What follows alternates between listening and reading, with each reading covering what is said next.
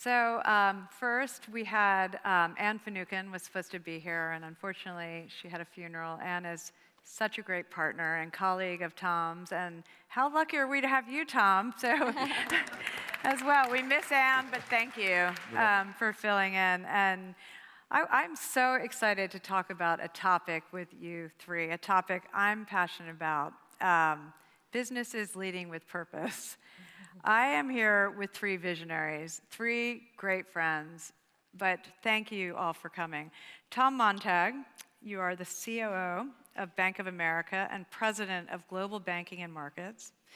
Dina Powell, my dear friend McCormick, Managing Director at Goldman Sachs. And Steve Case, I always love saying this, the co-founder of AOL, and now the CEO of Revolution. So my first question is for all three of you. I've always said that doing good is good for business, and clearly you all agree with that.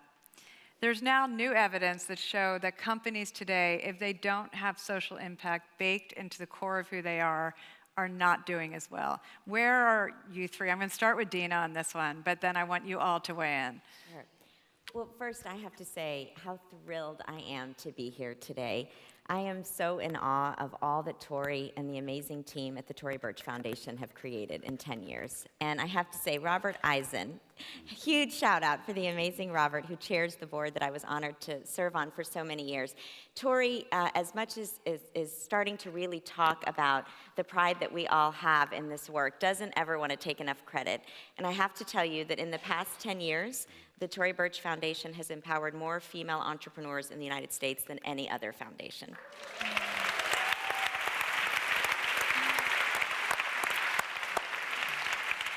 And at Goldman Sachs, we have been so proud to partner with the foundation. There are many graduates of the 10,000 Small Business Program that we partnered with Tory on in the audience. There they are.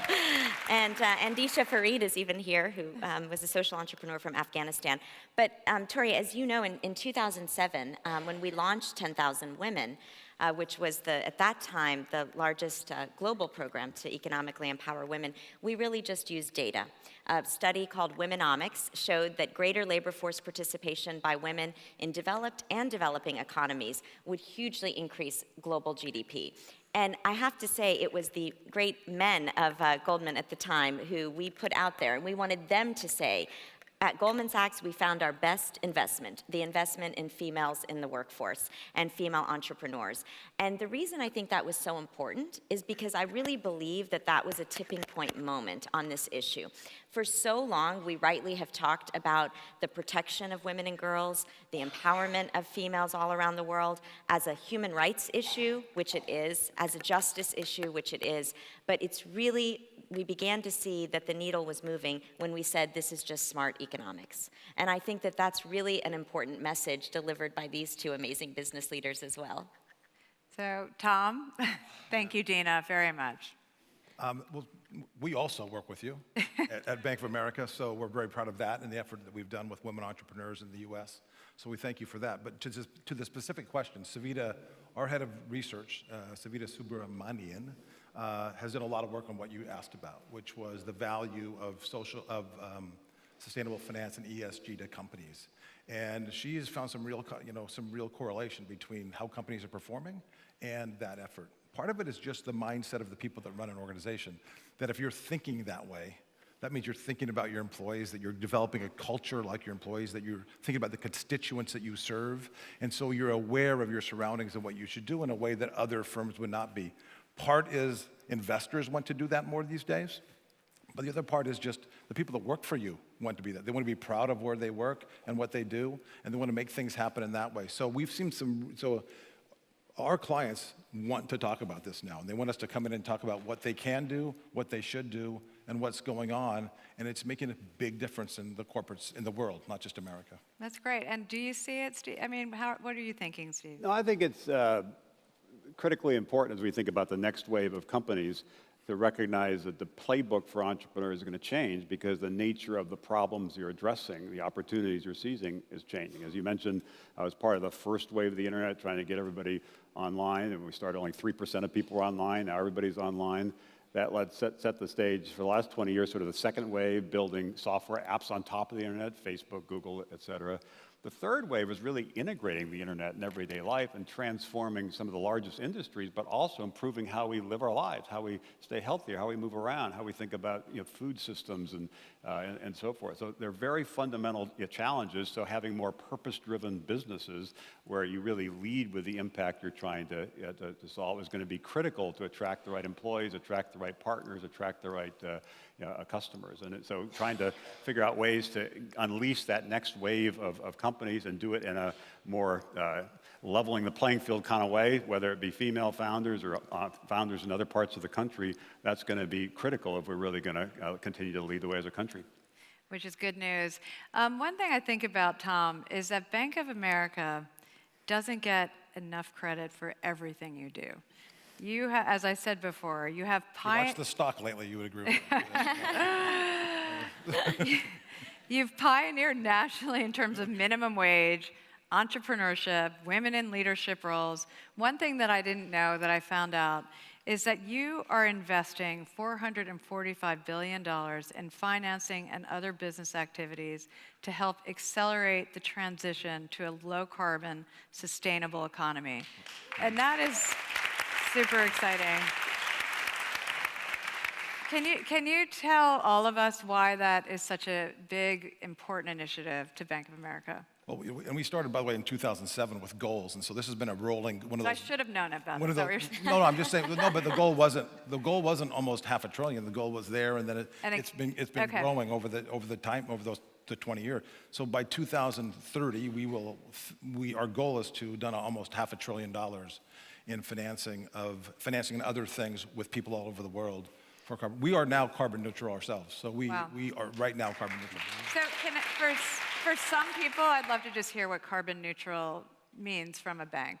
Yep. What does that mean for you? Well, I mean, I tried to. For me. I tried to Some people and me. Yeah, I always thought, well, can you just buy a bunch of forests in someplace and you're carbon neutral? But no, I don't have all the standards, but it's all about the energy you use, how you use it, your footprint. So it's not just is your emissions the same as this, but in every aspect of your business. And there's a group that comes around and tests you to make sure you are meeting those things. So it isn't just did you buy offsets, but also how you run your business and what do you do. Amazing. And Steve, I keep saying you're the founder of AOL. I was saying it, and we were at our table last night, and there was a young man there, and I said, do you know what AOL is? Of course. I was so happy and relieved. I was so happy as well. I was less confident when Tory was asking the question. And I'm going to date me and you. Do people actually come up to you and say, you've got mail? I do get all kind, or welcome too. There's a lot of things I get. But aside from that, all kidding aside, you have always been ahead of the curve. And now you're at an investment firm, Revolution, and you've started Rise of the Rest. And I loved when I first learned about Rise of the Rest, which is revolutionary. Tell us about the fund and why you think it's so necessary and why so needed. Well, it ties in actually with the first part of your question. It was exciting to me 35 years ago when we started AOL and the internet was getting going, was sort of leveling the playing field around information, education, commerce, just those fundamental aspects of people's lives. And we've largely achieved that. Now the focus with Revolution and Rise of the Rest is how do you level the playing field in terms of opportunity? And the data, as you know, and will you tell everyone what Rise of the Rest is? Rise of the Rest is basically we have seed funds, and that both Dina and Tory, thankfully, are investors in the fund, along with a lot of dozens of other people: Jeff Bezos, Howard Schultz, Meg Whitman, Ray Dalio, a really great group of investors who believe that some of the most interesting companies in this next wave are not going to come just from Silicon Valley. They're going to come from all over the country. And so it's a fund explicitly focused on backing entrepreneurs in those other places. One of the things that's interesting is if you're in those other places and looking at some of these third wave opportunities and you have a approach that is designed to be inclusive, you find some of the best entrepreneurs are women. The best entrepreneurs are people of color. So far, we've backed 130 companies in 70 cities. 40% are either women or people of color. So we're starting to make some progress in terms of leveling the playing field. But there's still a lot of work to do to really make sure these companies can scale to the next level. So to me, it's shifted from leveling the playing field about creating the internet and now leveling the playing field in terms of opportunity, because entrepreneurs change the world, and we really want to make sure everybody has a shot. And the data is pretty scary, pretty sobering, pretty disappointing. Last year, over 75% of venture capital in this country went to just 3 states, California, New York, and Massachusetts, 75%. California alone, 50%. States like Michigan, Wisconsin, Virginia, less than 1%, Texas less than 2%, Florida less than 2%. So how do you get more capital to more of those places? And also, how do you get more capital to more people? Last year, there's different data depending on how you look at it, but all the data says less than 10% of venture capital went to women. Some data says it's 2 or 3%. Over 90% to men. Last year, less than 1% went to African Americans. So the reality is, even though it's a great entrepreneurial nation, we're proud of it. I'm certainly proud of it. It does matter where you live. It does matter what you look like. And it kind of doesn't matter who you know. If you have an idea, you really have a shot at the American dream. And we think that has to change, and Rise the Rest is part of that. And we're going to be posting his cell phone up here for anyone who has a business idea across America. Just pitch Tory, and she'll forward Dina, forward them to us. Dina, I always look at Dina, and here's a dear friend who gets it done. I mean, I am constantly amazed at your energy, your finesse. You are such a long-standing advocate for women's rights, a powerful businesswoman. How have you successfully melded those two concepts? That's not easy. Being an agent for change for women everywhere, including me, looking at what you do. As you said, you were very involved in 10,000 small businesses, 10,000 women. And you helped us also with the foundation from day one. I met with Patty Sellers. I know you're somewhere, Patty, but introduced me to Dina 11 years ago, and it was instantaneous and a big help aside from sitting on our board. But tell the audience about your journey and what you're most proud of, because I didn't even know where to begin. Well, thank you so much, Tory. Well, like you, I'm most proud of my daughters. Dave and I have 6 daughters to match your 6 boys. But actually, I was listening earlier to some of the panels, and so many of our journeys really do just start very personally. I'm an immigrant from Cairo, Egypt, to this country.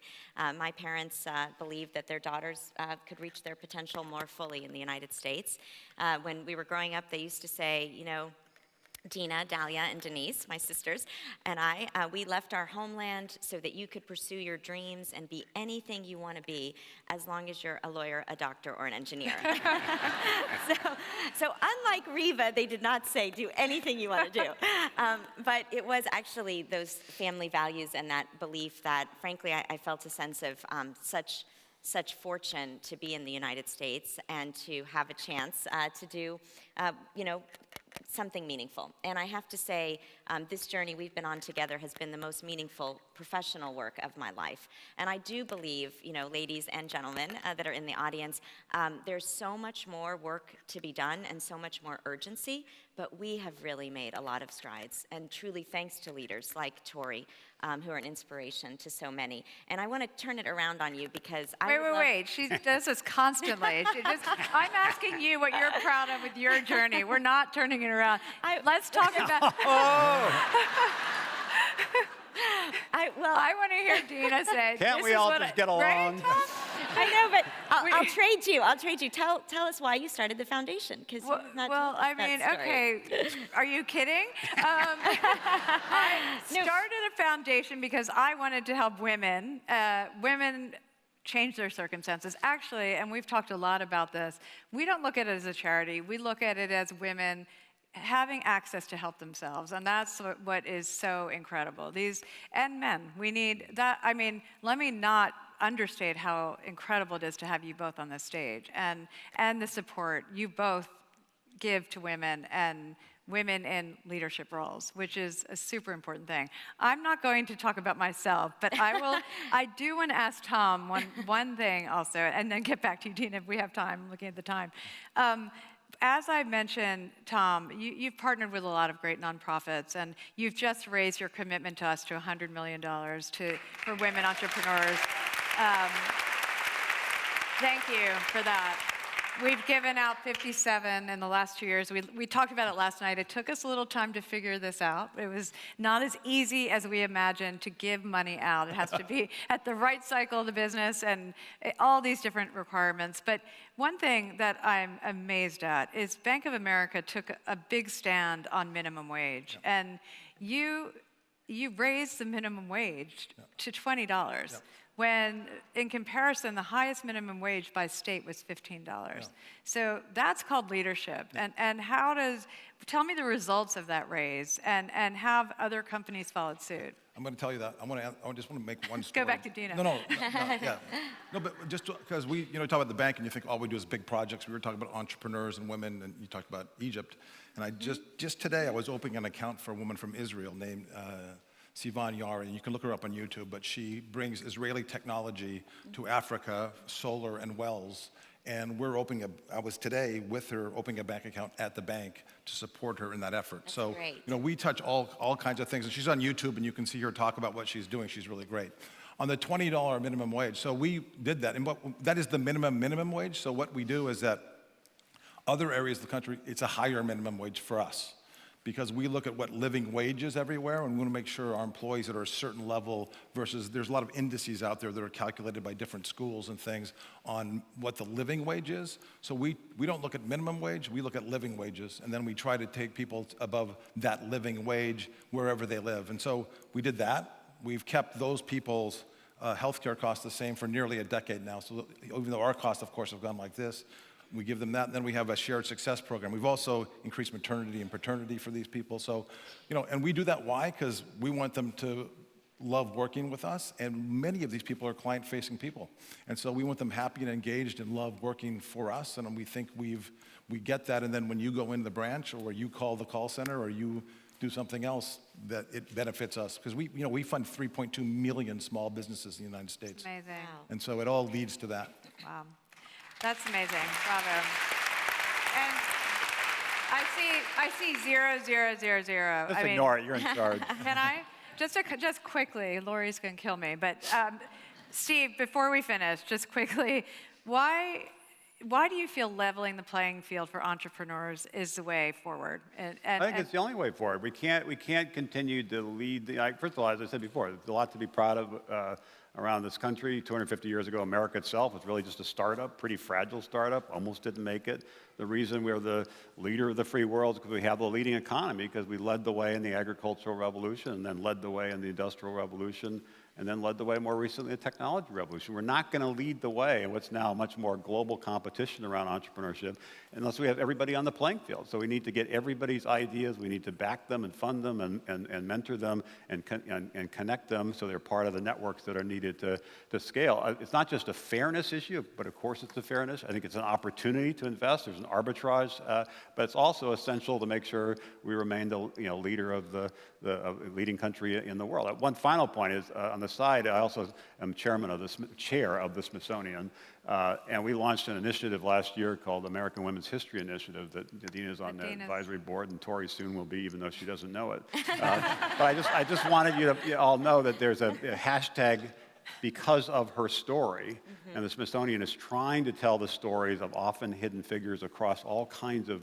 parts of our society, and do a much better job of lifting up those stories. We hope everybody will participate. We had launched an open access initiative last week as well. We're trying to open up the Smithsonian and tell more stories to more people in more places. That's amazing. And I'm ending with Dina. I'm sorry, everyone, but listen, Dina, just quickly, Goldman is doing so much to advance. You're being a senior leader at Goldman to advance women in C-suite and managerial roles. What can we do, women and men, to see this happen everywhere? Sure. Well, I have to say this is an area where we work very collaboratively, and honestly, Bank of America has truly been an incredible leader. And this is, the more that we work together, I think, first of all, the better that we will all do together. Recently our CEO, David Solomon, announced 2 new initiatives that, have been on our long journey of supporting female entrepreneurs and women. The first is that we will no longer take a company public if it does not have a diverse board member. And that was something that we felt was really important. Steve and Jean Case have been saying this for many years, but we were proud to join those voices. And then the second is GS Launch, an initiative that is a $500 million initiative to actually invest in those entrepreneurs that are not getting that capital.